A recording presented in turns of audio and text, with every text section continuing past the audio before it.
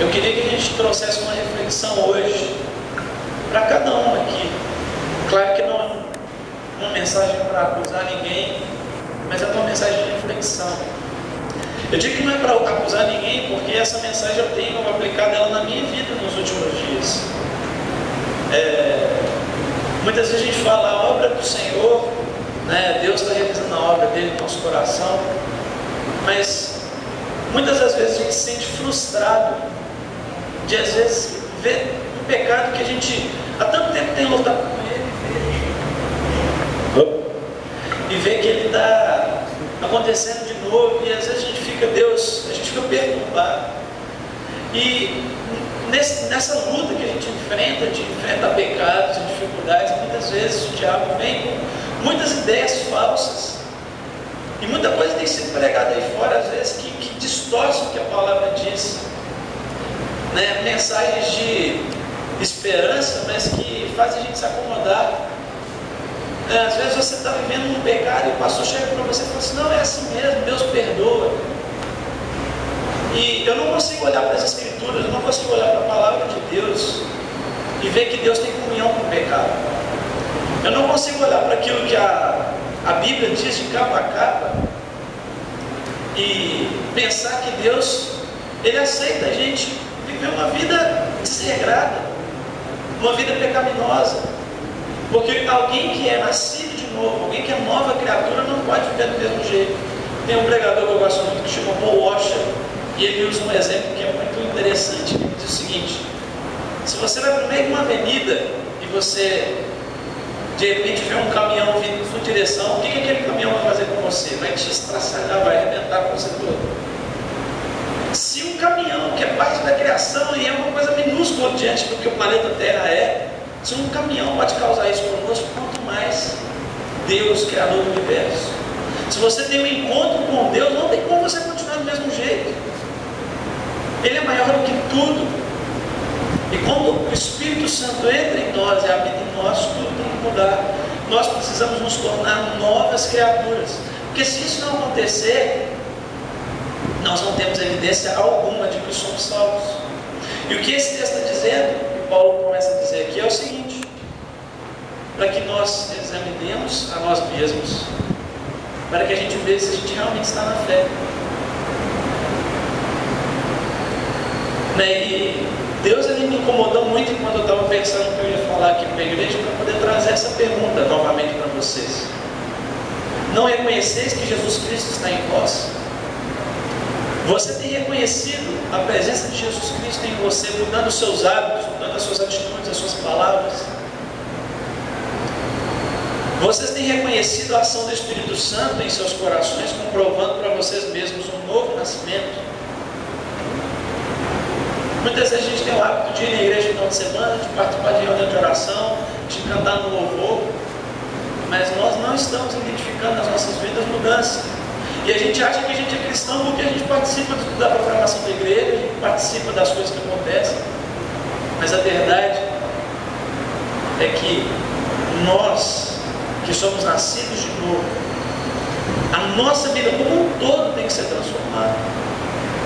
Ninguém que é nascido de novo tem parte com Deus. Ninguém que não é nascido de novo tem parte com Deus.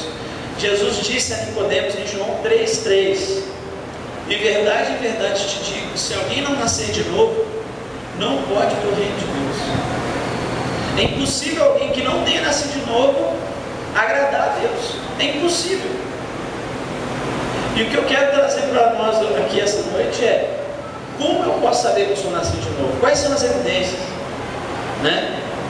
E é isso que você deve estar se perguntando. Mas tudo bem, quem não é nascido de novo não pode ter um relacionamento com Deus, mas como é que eu faço para eu saber que eu sou nascido de novo? E tem muita gente que tem falado assim: eu sei que eu nasci de novo porque um dia eu fui lá na frente e aceitei Jesus. Mas a pergunta não é essa. Para você saber se você nasce de novo, você não tem que se perguntar: será que eu fui lá na frente? Não, a sua pergunta tem que ser: será que eu sou conhecido de Jesus Cristo? Será que Ele me aceitou? Tem um livro que eu estou lendo, chama Santidade, que ele diz o seguinte: você é conhecido do inferno como Paulo era conhecido, existe um episódio muito famoso na Bíblia de alguns jovens que tentaram expulsar um demônio. E aí eles estavam lá expulsando e falando assim: olha, eu te expulso em nome de Jesus, aqui Paulo prega. E o demônio virou para eles e falou assim: olha, eu sei quem é Paulo e eu sei quem é Jesus, mas vocês quem são? Quem é novo, quem é nascido de novo é conhecido do inferno. Os demônios tremem diante da presença de um verdadeiro Filho de Deus, porque eles sabem que essa pessoa pode causar um grande estrago na obra deles. E a verdade, irmãos, é que nós temos visto nos dias de hoje muitas pessoas, infelizmente, quando a gente olha na realidade da igreja, às vezes a gente pode até pensar na maioria. A gente tem visto pessoas que estão desejando ser salvas para ser livre da condenação do inferno. Eu não quero ir para o inferno. Então o que essas pessoas fazem? Elas vão às igrejas e lotam as igrejas.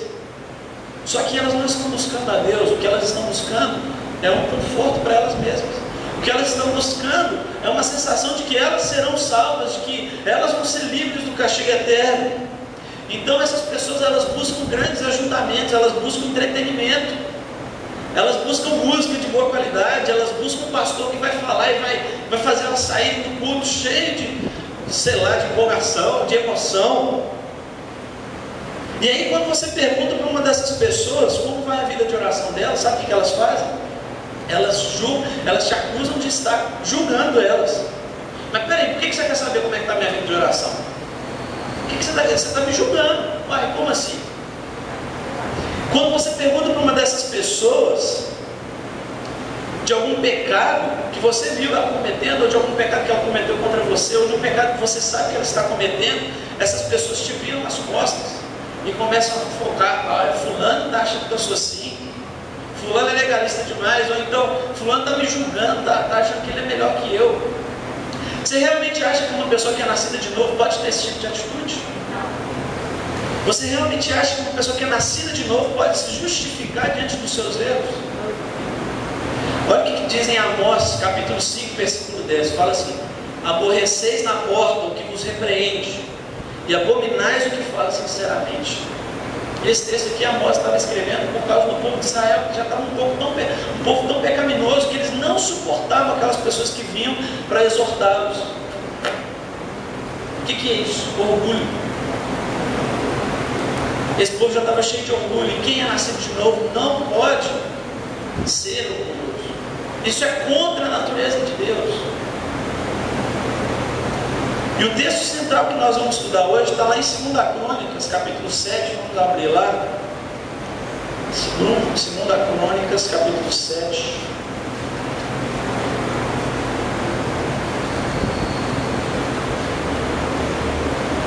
Nós vamos ler versículo 11 ao 16, e depois vamos ler do 19 ao 22.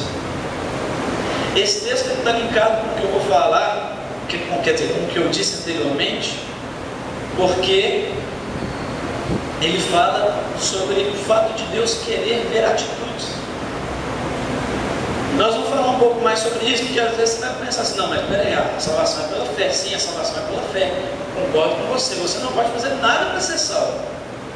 A salvação depende unicamente e exclusivamente de Jesus Cristo. Porém, a fé que salva, ela faz com que brote frutos de arrependimento. Se você realmente creu em Jesus Cristo, se você realmente teve fé em Jesus, isso tem que provocar atitudes no exterior. Deus, Ele não iria aceitar simplesmente que o povo de Israel fosse ao templo, cantasse, orasse e ouvisse uma mensagem durante o fim de semana e continuasse vivendo da mesma forma. De forma alguma Deus vai aceitar isso.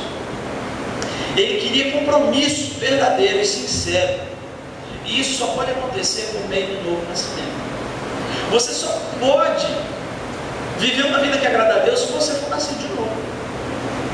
Se você não for nascido de novo, é como se estivesse nadando contra a maré. Você precisa buscar um novo nascimento. E o que Deus disse ao povo de Israel é o seguinte: nós vamos ler o texto aqui agora. Quer dizer, antes, primeiro vamos ver um pouco do contexto onde esse texto está inserido aqui. Nos capítulos 3 a 5 de 2 Crônicas, Salomão começou a construir o templo onde o povo de Israel iria adorar a Deus. Antes disso não existia templo. O povo de Israel, eles adoravam a Deus de frente para a Arca da Aliança, que era um artefato que Deus tinha pedido para Moisés construir, e ali representava a presença de Deus. E o povo, quando eles iam cultuar a Deus, eles iam até um tabernáculo, que era onde essa arca estava construída, quer dizer, estava guardada. Mas Deus disse a Davi, Davi disse a Deus que ele queria construir um templo. Só que Deus falou para eles: não, você tem sangue nas suas mãos, você tem sangue inocente.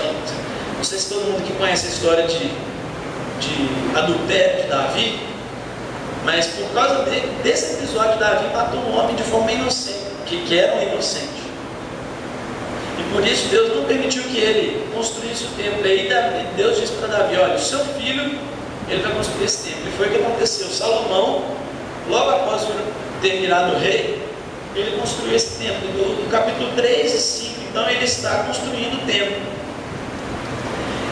Assim que começou o primeiro culto no novo templo, Deus se manifestou através de uma nuvem de glória, de forma que os sacerdotes e os levitas não conseguiam ficar dentro do templo. Isso você vai ver lá em 2 Crônicas, capítulo 5, no versículo 13 e 14. Eles terminaram de construir o templo, foram cultuar a Deus ali, de repente uma presença gloriosa de Deus, uma nuvem de glória entrou no templo, eles não podiam ficar ali dentro do templo. Aquilo era a confirmação de que Deus habitaria ali naquele templo. No capítulo 6, logo após esse episódio, a gente vê Salomão orando. Salomão pede a Deus para que as orações que seriam realizadas dentro do templo fossem respondidas. E aí Salomão, ele abre o coração diante de Deus e fala: Deus, tem misericórdia do teu povo. E sempre quando o seu povo estiver em aflição e eles entrarem nesse templo, ou eles orarem em direção a esse templo, que o Senhor ouça essa oração e que o Senhor responda. E aí ao final da oração, Deus mandou fogo do céu e queimou o sacrifício que estava no altar ali do templo. E novamente o templo se encheu de fumaça. Isso está no capítulo 7, versículo 1 a 3. E aí depois disso, Salomão e o povo fazem vários sacrifícios a Deus e cumprem os seus deveres religiosos. Isso está no capítulo 7, versículo 4 até o 10. E então acontece o que a gente vai ler no texto agora, do capítulo 7 de Crônicas, a partir do versículo 11. Diz assim: assim Salomão acabou a casa do Senhor e a casa do rei. Tudo quanto Salomão intentou fazer na casa do Senhor e na sua casa, prosperamente o efetuou. De noite apareceu o Senhor a Salomão e lhe disse: ouvi a tua oração e escolhi para mim este lugar, para a casa do sacrifício. Se eu fechar os céus de modo que não haja chuva, ou se ordenar aos gafanhotos que consumam a terra, ou se enviar a peste entre meu povo, se o meu povo, que se chama pelo meu nome, se humilhar e orar e me buscar e se converter dos seus maus caminhos, então eu ouvirei dos céus, perdoarei os seus pecados e sararei a sua terra. Estarão abertos os meus olhos e atentos os meus ouvidos à oração que se fizer neste lugar, porque escolhi e santifiquei essa casa, para que nela esteja o meu nome perpetuamente. Nela estarão fixos os meus olhos e o meu coração todos os dias. E agora vamos pular para o versículo 19. Porém, se vós vos desviardes e deixardes os meus estatutos e os meus mandamentos, que vos prescrevi, e fordes e servirdes a outros deuses, e os adorardes, então vos arrancarei da minha terra que vos dei, e essa casa que santifiquei ao meu nome, lançarei longe da minha presença, e a tornarei em provérbio e motejo entre todos os povos.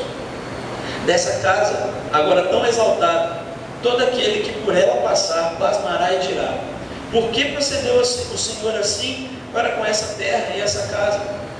Respondeu-lhes-á: porque deixaram o Senhor, o Deus de seus pais, que os tirou da terra do Egito, e se apegaram a outros deuses, e os adoraram e os serviram.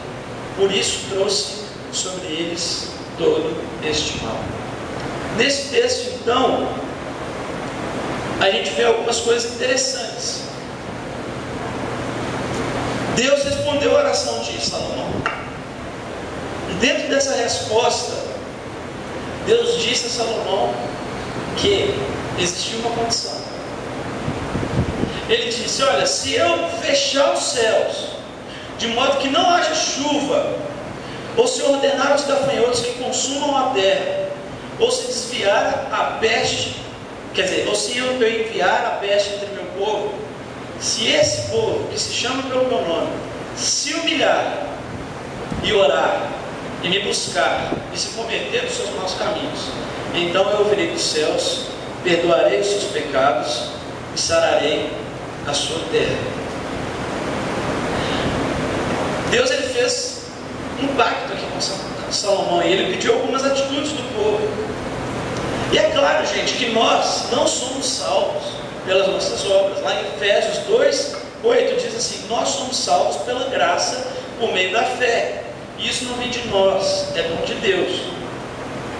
Porém, a palavra de Deus, ela também indica que a evidência de uma fé que salva são as obras. Isso está escrito por Tiago, irmão de Jesus, lá em Tiago 2,14, e no versículo 17, parte dele diz assim: meus irmãos, qual é o proveito se alguém disser que tem fé, mas não tiver obras? Pode acaso semelhante fé salvá-lo? A fé, se não tiver obras, por si só está morta. Não existe fé sem atitude, sem vida verdadeira. Aquele que possui fé, mas não demonstra essa fé através de frutos, a fé dele, ela não é melhor que a fé dos demônios. Vou ler de novo isso aqui: aquele que possui fé, mas não demonstra essa fé através de frutos, a fé dele não é melhor que a fé dos demônios. Tiago 2,19 diz assim: crês tu que Deus é um só? Fazes bem, até os demônios creem e tremem. Não adianta você falar: eu acredito em Deus, mas se sua vida não é transformada, essa fé que você tem, ela não serve de nada. Ela é simplesmente uma frase que você está falando da boca para fora. Essa é a seriedade, gente, que as Escrituras tratam, com que as Escrituras tratam esse assunto. Olha o que está escrito lá em 2 Pedro, no capítulo 1, no versículo 10 e 11. Pedro diz o seguinte: procurai com diligência cada vez maior confirmar a vossa vocação e eleição, porquanto procedendo assim não tropeçareis em tempo algum, pois dessa maneira é que vos será amplamente suprida a entrada no reino eterno de nosso Senhor e Salvador Jesus Cristo. O que Pedro está querendo dizer aqui? Que dia após dia, todos os dias, nós precisamos confirmar a nossa vocação e a nossa eleição. Nossa eleição, ele está falando aqui sobre a nossa salvação. Nós precisamos confirmar a nossa salvação. Muita gente acha que tem uma vida com Deus porque um dia na vida dela, ela veio aqui na frente e chorou e se arrependeu. Mas como é que continua a sua vida daí para frente? Diariamente você tem que entrar na presença de Deus e falar: Deus, me ajude a confirmar a minha salvação hoje. Me ajude a ter atos de arrependimento. Me ajude a amar o meu próximo. Me ajude a respeitar o meu próximo. Me ajude a amar os meus familiares, a amar minha mãe, a amar meu pai, a amar os meus filhos. Me ajude a amar aquelas pessoas que estão trabalhando comigo. Nós precisamos diariamente pedir para que Deus nos ajude a confirmar a nossa salvação. É sério isso. Nós precisamos ter atos de arrependimento. Porque se não for assim, nós não temos garantia alguma de que somos salvos. A fé que dizemos ter em Jesus Cristo deve ser provada e comprovada pelos nossos atos. E eles serão a prova de que realmente nascemos de novo e temos o favor de Deus. Por isso, com base nesse texto que a gente leu aqui, nós vamos estudar 3 condições impostas por Deus ao povo de Israel, entendendo que elas são sinais claros de novo nascimento. Então, Deus ele fez um pacto com o povo aqui. Através de 3 condições que ele impôs, ele falou assim: olha, se vocês fizerem essas 3 coisas, então eu ouvirei do céu, perdoarei o seu pecado e sararei a sua terra. Se nós queremos que Deus age na nossa vida, que Ele perdoe os nossos pecados, que Ele nos justifique, que Ele tire a culpa dos pecados da nossa vida através de Jesus Cristo, e se nós quisermos viver uma vida próspera, não estou falando de ter muito dinheiro, não estou falando de ter uma vida feliz, uma vida em paz, uma vida cheia de felicidade, uma vida cheia de Deus. Se nós queremos ter uma vida dessa forma, nós precisamos andar nesses 3 compromissos que Deus fez com o povo de Israel, e se aplicam muito bem à nossa vida nos dias de hoje. A primeira condição aqui, no texto, na verdade, a primeira condição é se humilhar, mas eu troquei a ordem aqui, porque eu creio que a humilhação, e o outro ponto que vem depois, ele depende primariamente disso aqui, que é orar e buscar a Deus. Então a primeira condição que Deus impôs é orar e me buscar. A vida de oração, ela não pode ser simplesmente uma rotina em que você se coloca durante 1 hora falando com Deus coisas sem sentido. Tem gente que tira sim um tempo diário com Deus, tira lá seus 15, 30 minutos, mas a pessoa não sabe para onde ela está indo. Ela ora qualquer coisa, ela quer que aquele tempo termine rápido. Eu já vi uma vez alguém dizendo o seguinte: se você não tiver mais assuntos para falar com Deus, então comece a orar em línguas. Essa é a maior injeção de linguiça que eu já vi. Eu não sei se aqui na igreja de vocês têm o hábito de orar em línguas assim, mas eu uma vez fui em um lugar que a pessoa disse: olha, nós vamos orar aqui a noite toda, e se você não tiver mais assunto para falar, comece a orar em línguas. Mas, gente, como assim? Muitas pessoas têm orado, mas não sabem o que é orar. Muitas pessoas têm tirado um tempo para orar, mas entram na presença de Deus sem falar nada que tenha sentido, e saem sem ter falado nada. Você pergunta para a pessoa: quais foram os pedidos que você colocou diante de Deus hoje? A pessoa nem lembra.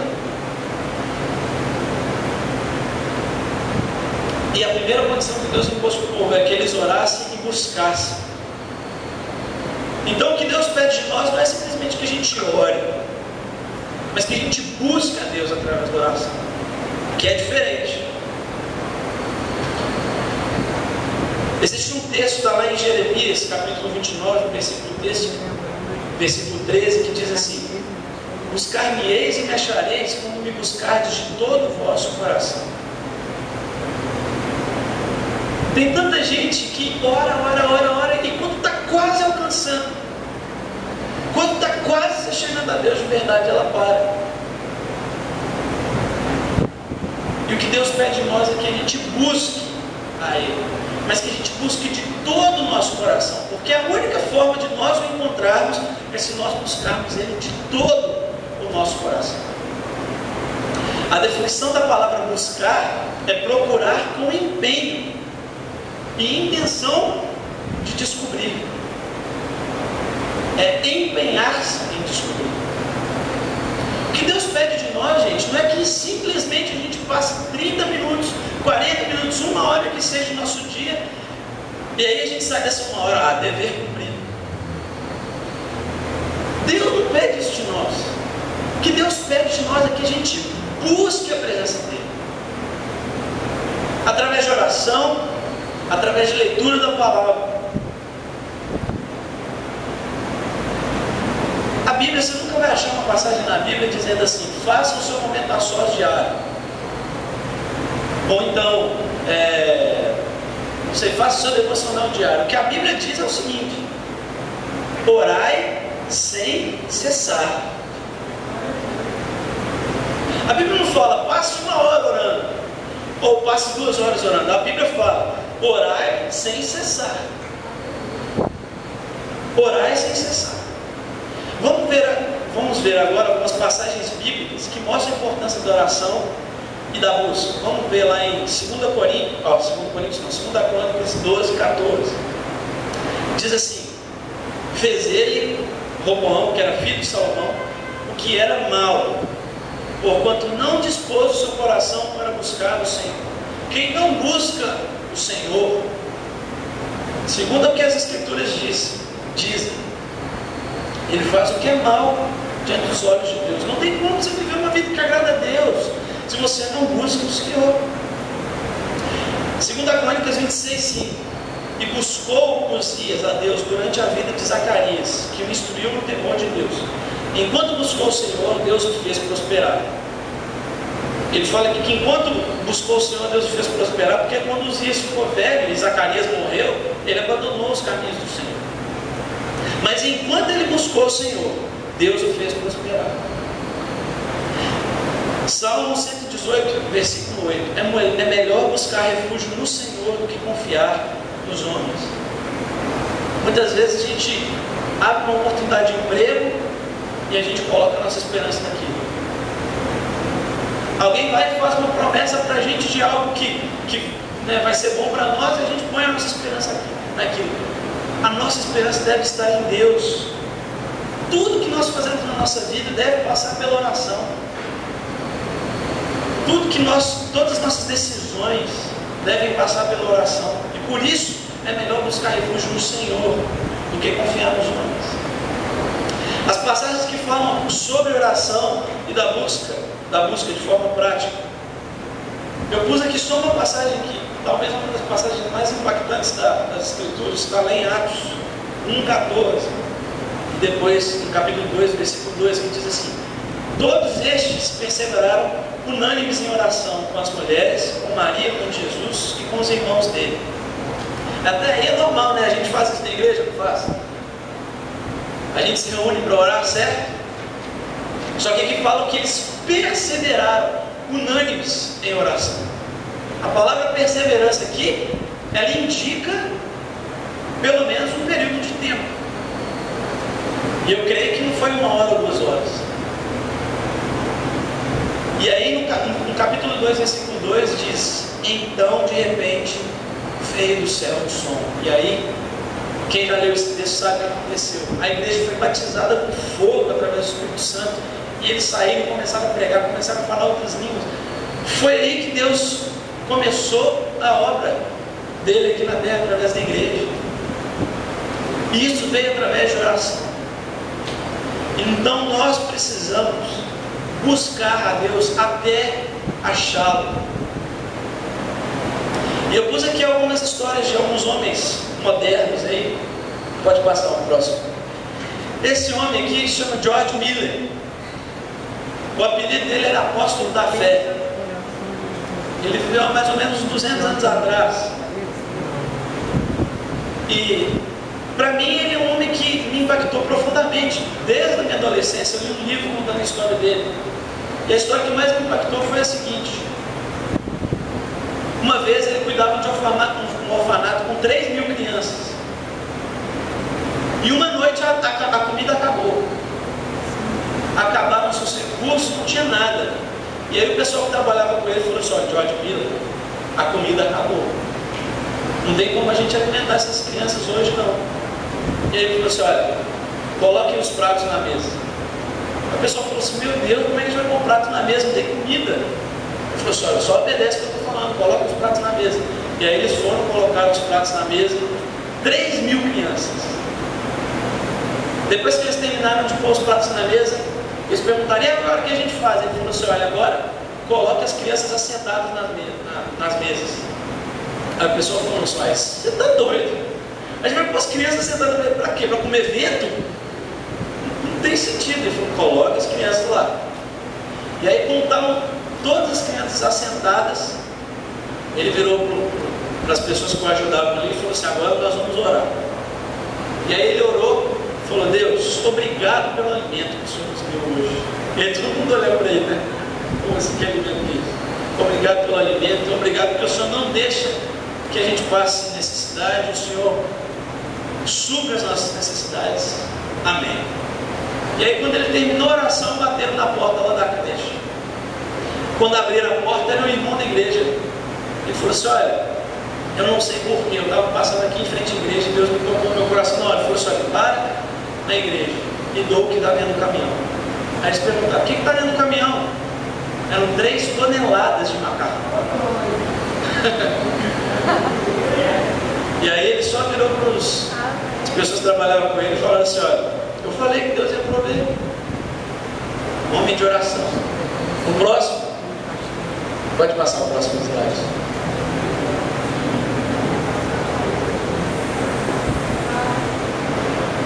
Esse rapaz aí morreu com 32 anos de idade. Você olha para ele e pensa que pessoa é bonitão, né? Talvez esse foi um dos caras que mais orou durante a juventude. Ele, com 23 anos, ele descobriu que ele tinha tuberculose. Ele estava noivo. E aí ele falou para Deus: Deus, se é para eu morrer, eu já sei que eu vou morrer. Naquela época a tuberculose era fatal, né? Ele falou: eu já sei que eu vou morrer, então eu vou me queimar no meio da mata. Abandonou tudo, pegou um cavalo, entrou no meio da mata e foi pregar para os outros. Eu tive o privilégio de ler o diário desse cara quando eu tinha uns 14 anos mais ou menos. E quem escreveu esse diário é um outro cara aqui, está no próximo slide aqui, que também foi uma pessoa que marcou a história do mundo através da oração. E era sogro dele. E esse cara, quando o David Brainerd estava, o Jonathan Edwards, esse cara era sogro do outro. E aí quando o David Brainerd estava no leito de morte, aos 32 anos, o Jonathan Edwards pegou o diário dele, leu e falou assim: olha, isso aqui todo mundo, no mundo inteiro tem que ler isso aqui. Ele falou: não, isso aqui foi pessoal, eu escrevi pessoal, não é para ninguém não. Ele falou assim: olha, deixa eu editar esse seu diário e publicar. Aí o David Brainerd falou: tudo bem. Gente, a história, eu vou contar uma história aqui que é hiper impactante, para você ver o nível de intimidade que esse cara tinha com Deus. Uma noite ele estava andando no meio da floresta, na mula, cuspindo sangue, porque ele tinha tuberculose, chovendo, ele não sabia nem para onde ele estava indo, perdido no meio da mata. De repente a mula dele quebra a pata. Ele caiu no chão, viu que ela tinha quebrado a pata. O que ele fez? Ele teve que arrastar a mula e procurar uma caverna. Passando mal, chovendo, à noite, perdido, com a mula com a pata quebrada, ele achou uma caverna. Ele entrou na caverna, conseguiu se proteger da chuva. Aí ele orou, fechou os olhos e falou para Deus assim: Deus, eu queria tanto agora ter uma cama e uma vela para me aquecer.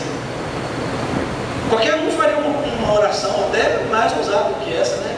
Deus, eu queria tanto que o Senhor pusesse um aquecedor aqui, né? Gente, esse homem passou 3 dias e 3 noites sem dormir, orando, pedindo a Deus perdão pela oração que ele tinha feito. Parece até um exagero, né?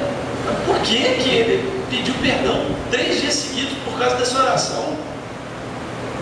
Mas a gente não consegue entender o nível de intimidade que esse homem tinha com Deus. Esse cara aqui, o Jonathan Edwards, ele foi um dos pilares, alguém que Deus usou para causar o maior avivamento que já teve na história dos Estados Unidos. Tanto que eles chamam de um grande avivamento. Isso aconteceu no século XVIII. E eles contam que ele ficou 3 dias e 3 noites sem comer e sem dormir, orando a Deus, falando: Deus, me dá a Nova Inglaterra, que era o nome dos Estados Unidos antigamente. Deus, me dá a Nova Inglaterra. Ao final dos 3 dias, ele veio pregar igual eu estou fazendo aqui. Chegou lá na igreja dele, não tinha luz elétrica, só tinha vela. Então ele pegou com uma mão ele ficou com a folha aqui, e com a outra ele ficou com uma lamparina para poder enxergar o que estava escrito.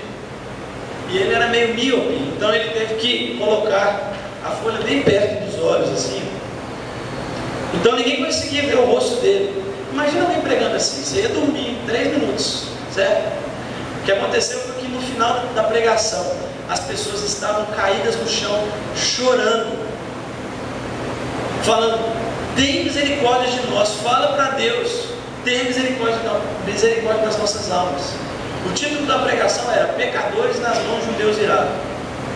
A partir daquela mensagem, os Estados Unidos teve talvez o maior avivamento que já teve na história. Ele não passou 1 hora orando antes da mensagem, ele passou 3 dias orando. E o que eu peço a Deus, eu peço demais, é que Ele nos ensine a ter vida de oração como esses homens tiveram. Mas o mais impressionante não é esses homens ainda não, é o próximo. Pode passar. Não, quer dizer, esse aqui é um dos que eu ia falar, mas o que eu estou querendo falar é o outro. Pode passar. Esse homem aqui, ele chama Conde de Zinzendorf. Ele era o líder de uma das igrejas mais influentes no mundo há 200 anos atrás, que era a igreja dos moravianos. E eles enviaram mais missionários do que toda a igreja em seus 2000 anos juntos conseguiram enviar. A igreja tinha 100 membros, a igreja começava a crescer de membros, ele enviava mais e deixava. A igreja sempre tinha um número de 100 membros, porque quando ela crescia, os membros velhos eram enviados para o campo missionário. Eles enviaram missionários para o mundo inteiro, mas sabe por que essa obra deu certo? Eles passaram 100 anos ininterruptos em oração. Aqui na igreja eu vi, ali tem a escala de oração de 24 horas. Mas essa igreja não brincava com isso não. Eles passaram exatamente 24 horas orando durante 100 anos. E a gente não conhece quase o nome de ninguém dessa igreja. Só que o século que eles viveram, que foi o século XVIII, todos aqueles homens que eu falei para vocês antes aqui viveram nesse tempo. Olha o poder da oração, olha o que a oração pode fazer. Eles não despertaram somente a igreja deles, eles conseguiram despertar a gente no mundo inteiro. E aquele outro que estava antes desse slide, George Whitefield, eu li uma vez no diário dele que a rotina dele era o seguinte: ele passava 8 horas orando e lendo a palavra, 8 horas pregando e 8 horas fazendo aquilo que ele gostaria de fazer, comer, dormir, seu momento de lazer. É algo que está muito fora da nossa realidade. Pode passar o próximo. E esse aqui é uma das pessoas mais próximas da gente. Ele viveu no final do século XIX e início do século XX. Charles Spurgeon. Eles falam que ele, quer dizer, um apelido que foi dado a ele, né? O príncipe dos pregadores. E eu li uma vez no diário dele, ele escreveu que toda vez que ele pregava, ele punha uma equipe de intercessores orando por ele durante 24 horas. Pra vocês terem uma ideia, o impacto que esse homem causou na Inglaterra, ele pregava num teatro, que é um teatro muito famoso, fica no centro lá de Londres, e esse teatro cabe mais ou menos 3.000 pessoas. E ele pregava a mensagem no teatro lotado, e ele pregava durante um mês. No final de um mês ele virava para as pessoas que estavam lá dentro e falava assim: olha, eu não quero ver nenhum de vocês aqui dentro na próxima semana, eu quero que vocês tragam novas pessoas. Então na outra semana enchia mais 3.000 pessoas, de pessoas que nunca tinham ouvido ele pregar. Imagine isso durante 40 anos. Foi um homem que causou um impacto muito grande. Por quê? Por causa de oração. Então, eu frisei bastante essa questão da oração aqui. Eu sei que o Paulo frisa demais com vocês, porque Deus não age se não for através de oração. Não que Ele esteja limitado às nossas orações, mas Ele escolheu fazer das nossas orações um meio pelo qual Ele vai conduzir a história. O próximo ponto aqui que nós vamos estudar é a condição, é a segunda condição que Deus impôs ao povo, que era de se humilhar.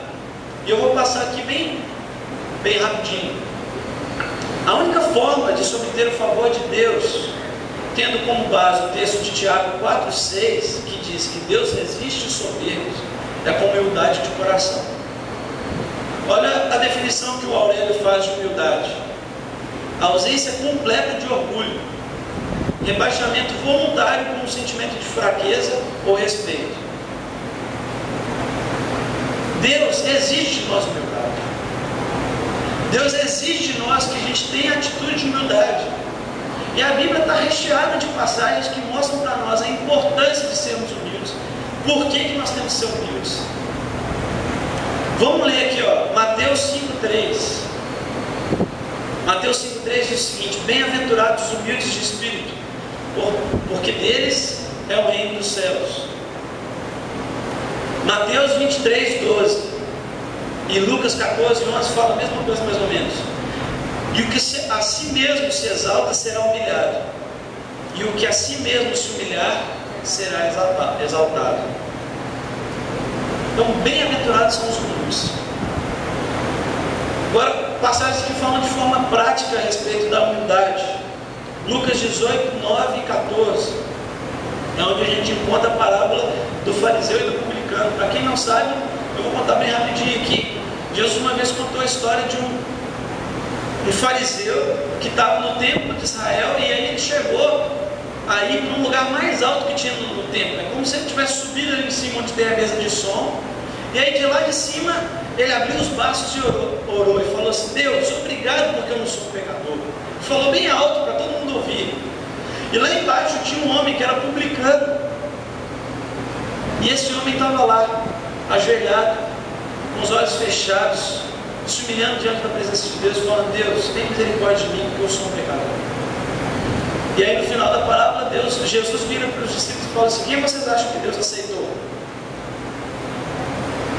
E aí ele fala: é claro que foi o publicano, porque quem se exalta será humilhado, e quem se humilha será engrandecido. Mateus 6,13 diz: tu, porém, ao dares esmola, ignora a tua mão esquerda que faz a direita.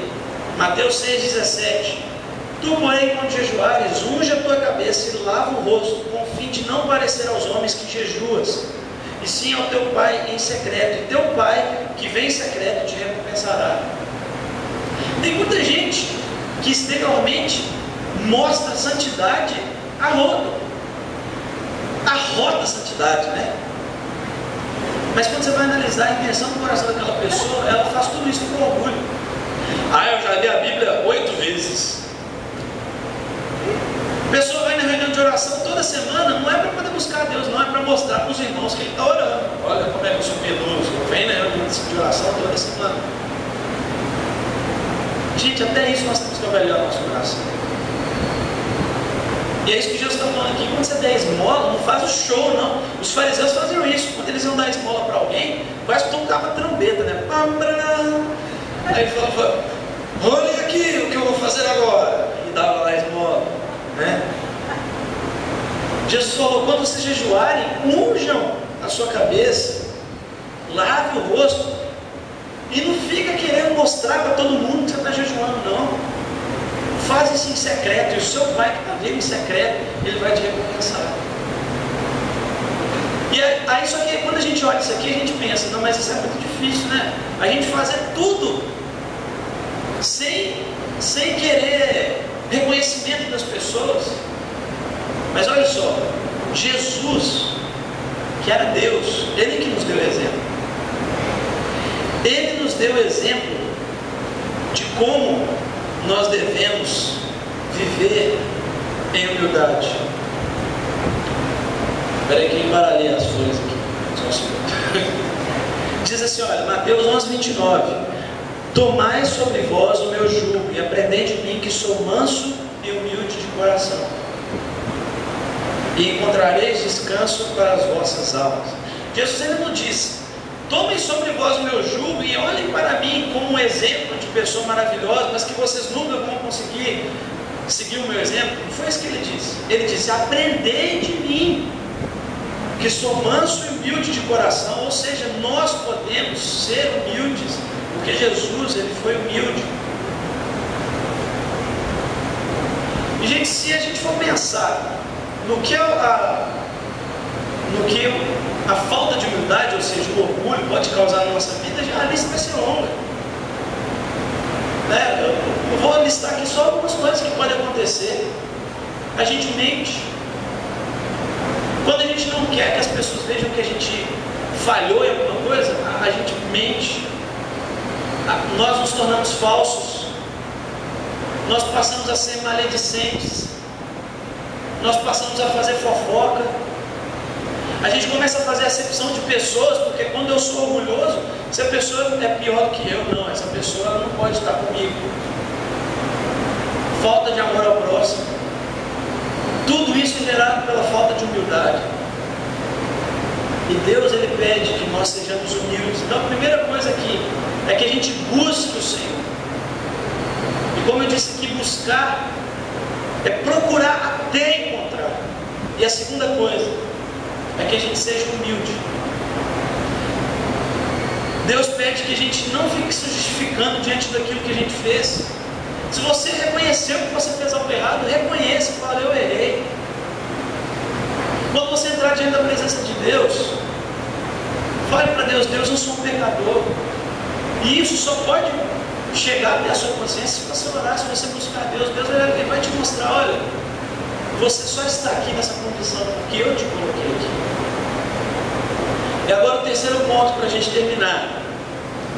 A terceira condição que Deus impôs ao povo de Israel é que o povo deveria se converter dos seus maus caminhos. Em 1 Tessalonicenses 4:4 diz o seguinte: que cada um de vós saiba possuir o seu vaso, o seu corpo, em santificação e honra.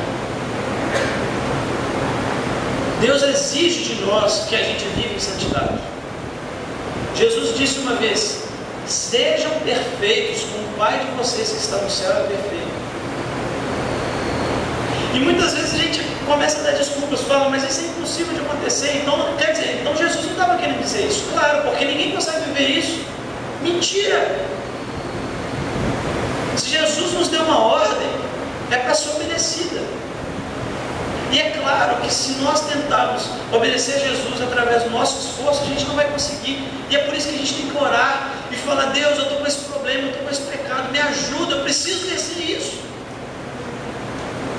Nós precisamos ser uma igreja que vai olhar para um problema que tinha, que tem problema com aquilo, e vai falar: não, eu já superei isso, eu já venci esse pecado.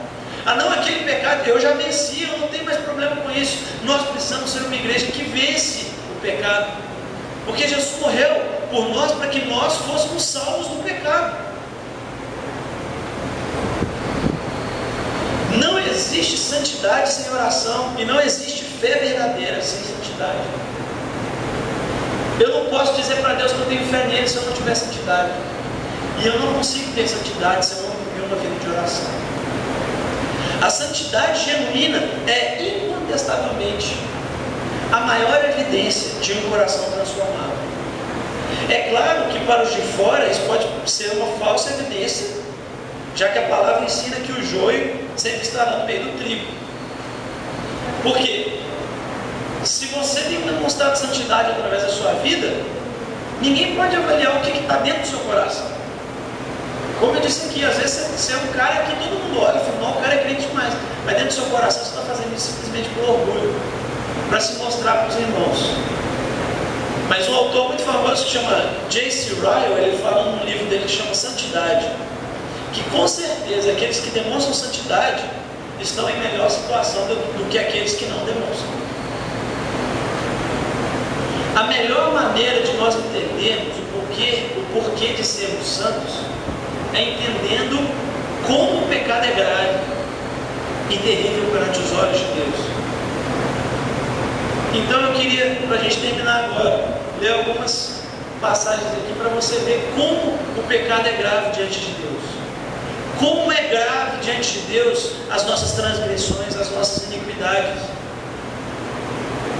Muitas vezes a igreja brasileira não tem sido santa, porque não tem enxergado a santidade de Deus e como Deus odeia o pecado.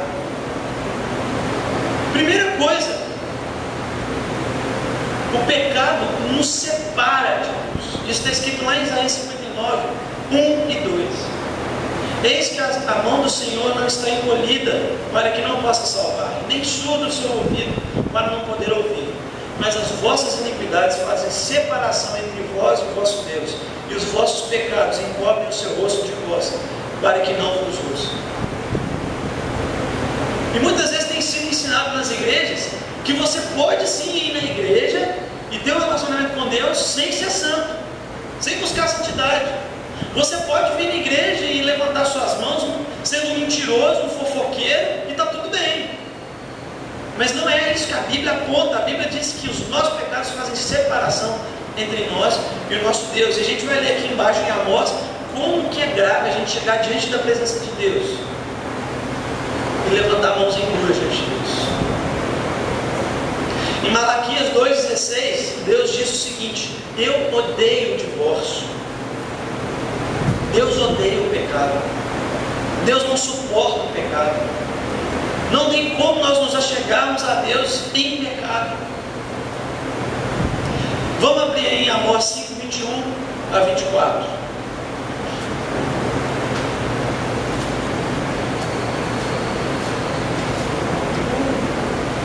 Amós 5, 21 a 24. Diz o seguinte: aborreço, desprezo as vossas festas, e com as vossas assembleias, os seus ajuntamentos solenes, eu não tenho prazer nenhum.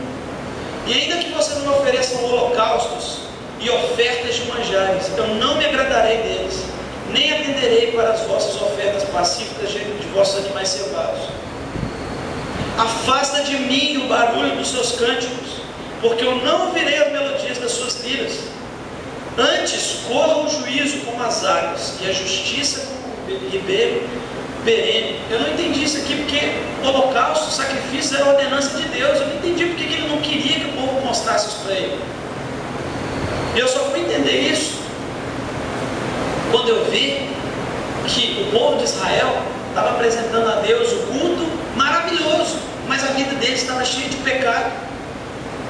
Eles estavam roubando, eles estavam matando, eles estavam mentindo, eles estavam pecando contra Deus, e chegavam diante da presença dele e achavam que estava tudo bem. E o que Deus está dizendo nesse texto aqui é que não está tudo bem. Se eu chego diante da presença dele com a vida em pecado, Deus está falando: sai daqui, eu não quero você aqui. E eu não estou falando de um exagero, não. Em Isaías capítulo 1, olha o que diz em Isaías capítulo 1.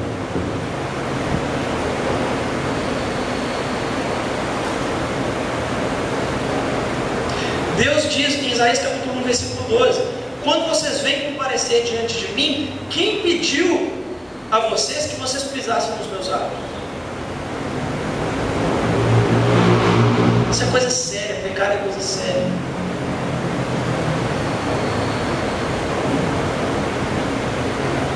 Isaías 61:8 diz: porque eu, Senhor, amo a justiça e odeio o roubo e toda a maldade. Deus odeia o pecado. E agora, para a gente concluir, Hebreus 10, 26 a 31. Hebreus 10, 26 ao 31. Eu vou ler essa passagem, e quando eu terminar aqui eu vou cantar uma música. E eu queria que a gente tivesse um tempo de você orar e colocar o seu coração diante de Deus, de você falar para o Senhor: Deus, eu estou te apresentando um culto impuro. Eu tenho vindo diante da presença do Senhor com as mãos impuras. Se você não tem vindo diante do Senhor com as mãos impuras, agradeça a Ele e fala: Deus, obrigado por isso. Mas eu quero que hoje aqui a gente tenha um dia de conserto diante de Deus. Eu não falo por vocês, estou falando por mim. E eu quero que a gente, como igreja, que a gente entre diante da presença de Deus, e que a gente busque a partir de hoje viver uma vida pura, santa, correta diante de Deus. Pois jamais nós poderemos entrar na presença de Deus se estivermos com a vida impura, se estivermos apresentando a Deus uma vida em pecado. Isso quer dizer que eu não posso pecar? Irmãos, é claro que nós vamos pecar, mas o que Deus quer de nós é um coração quebrantado e humilhado.